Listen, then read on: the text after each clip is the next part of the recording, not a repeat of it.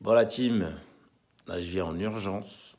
J'ai un sujet pour vous que j'aimerais partager avec vous. C'est le fait que le portage salarial, maintenant, ça commence à se développer, mais sur des élans qui vont un peu dans tous les sens. Et la dernière nouveauté que j'ai eue par mon réseau, et c'est pas un cas, mais plutôt plusieurs cas, c'est justement certaines entreprises, je parle de SS2I, qui commencent en fait à faire passer des personnes étrangères en fait qui souhaitent faire leur changement de statut par des sociétés de portage. Bon, jusque-là, tout va bien.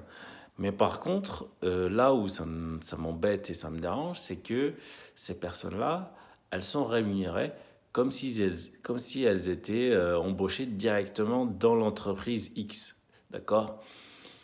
Ce qui n'est pas normal.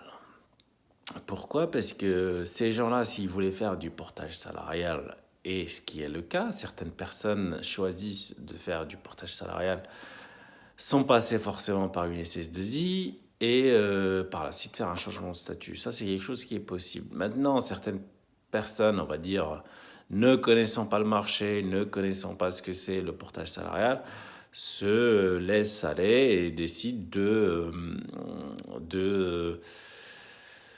de passer, de se faire recruter en fait par une société de service, voilà, qui fait de la data, qui fait de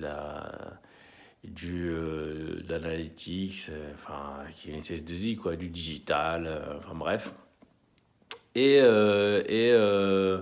cette personne-là, pour elle, c'est totalement normal en fait de passer en mode portage salarial avec les mêmes avantages, je dirais, non pas les mêmes avantages, mais je dirais la même rémunération que si elle était embauchée directement dans cette SS2I. Donc je fais cette vidéo-là pour vous dire, à un moment donné, il faut dire stop. N'acceptez pas tout ce que vous avez.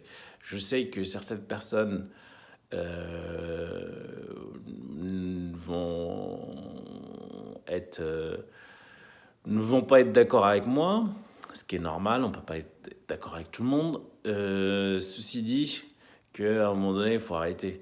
C'est-à-dire que quand on choisit de faire du portage salarial, c'est parce que on cherche en fait à gagner bien notre vie, parce que c'est vrai que ça gagne pas mal et en même temps prendre le risque du ce qui va avec le portage salarial, comme si on était en mode indépendant. Donc c'est juste question de risque.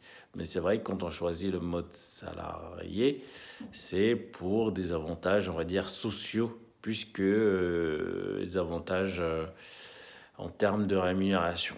Bon, ce que je vous dis, faites attention, faites circuler ce message un maximum possible. Et comme d'habitude, n'hésitez pas, je suis toujours à votre disposition.